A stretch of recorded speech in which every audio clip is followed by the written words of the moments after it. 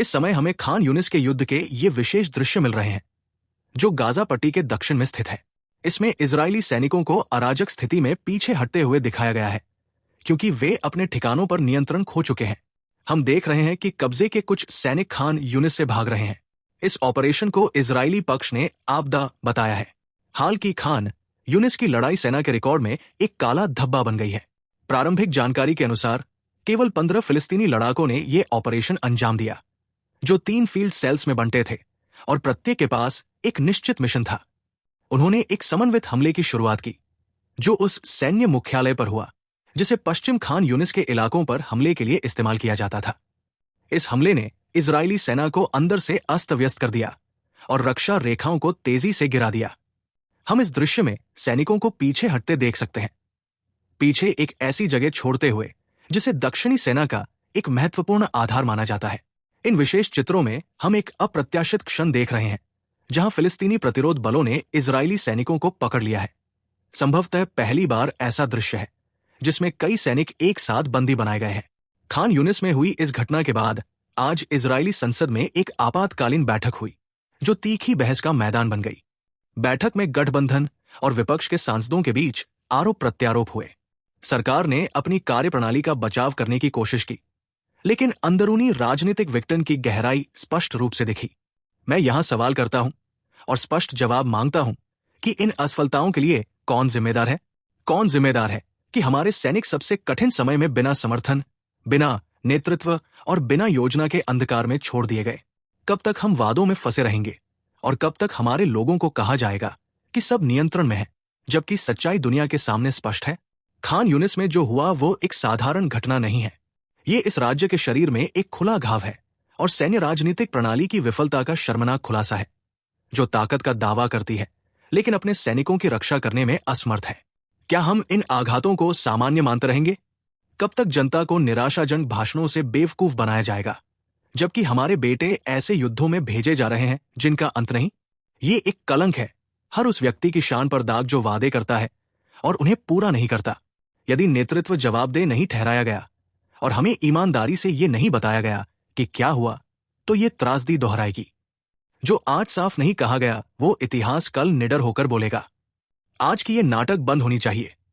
प्रधानमंत्री हर दिन प्रेस मंचों पर खड़े होकर काल्पनिक जीतों की बात करते हैं, ताकि अंदर और बाहर ये दिखा सके कि हम मजबूत हैं। लेकिन वास्तविकता पूरी तरह भिन्न है। वास्तविकता हमारे सामने चिल्ला रही है, और वे सैनिक जिन्हें आप खान यूनिस में छोड़ गए हैं, वे काल्पनिक नहीं बल्कि हमारे लोगों के अपने बच्चे हैं। मैं सरकार के मंत्रियों से, विशेष रूप से प्रधानमंत्री से पूछता हूं, आप हर दिन विदेश दौरे पर जाते हैं, विश्व नेताओं से मिलते हैं, ताकत का दिखावा करते हैं और इजराइल की एक झूठी छवि बेचते हैं। क्या आप उन्हें अपने सैनिकों की स्थिति के बारे में सच बताते हैं? क्या आप उन्हें बताएंगे कि मैदान में क्या हो रहा है? अराजकता, भ्रम, नुकसान, या सिर्फ सजावटी शब्दों और झूठे नारों से काम चलाते हैं? सिर्फ नेताओं के साथ तस्वीरें लेना या सम्मेलन में घंटों बैठना पर्याप्त नहीं है। हमें शब्दों की जरूरत नहीं, हमें वास्तविक समाधान, निर्णायक बदलाव चाहिए। हमें बताएं कब तक हम और हमारे सैनिक कीमत चुकाते रहेंगे जबकि सरकार प्रदर्शन में डूबी रहेगी? कब तक हमारे युवा नेतृत्व की विफलता के शिकार बने रहेंगे? कब तक आप अपनी मीनारों में रहेंगे जबकि मैदान टूट रहा है? खान यूनिस की लड़ाई सिर्फ एक युद्ध नहीं है, ये एक चेतावनी है। यदि आप अब नहीं जागे तो अगली त्रासदी और बड़ी होगी।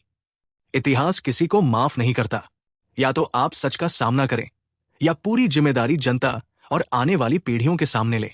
आज यहां हमारे सैनिक और हमारे बच्चे शाम के हाथों बंदी बनाए गए हैं, पूरी दुनिया की निगाहों के सामने। आप क्या इंतजार कर रहे हैं? क्या आप उनके लिए वही तकदीर चाहते हैं जो पहले हुए? क्या आप उनके शव लाने का इंतजार कर रहे हैं?